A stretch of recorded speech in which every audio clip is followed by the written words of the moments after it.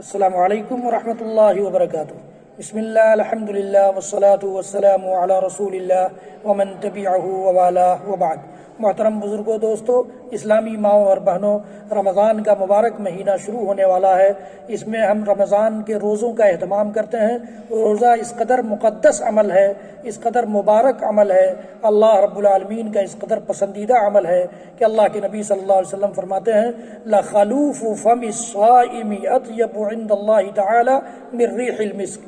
روزے دار کے منہ میں جو مہک پیدا ہو جاتی ہے وہ مہک اللہ رب العالمین کو مشک سے زیادہ خوشبودار محسوس ہوتی ہے، مشک سے زیادہ خوشبودار اللہ رب العالمین کے نزدیک وہ مہک ہے۔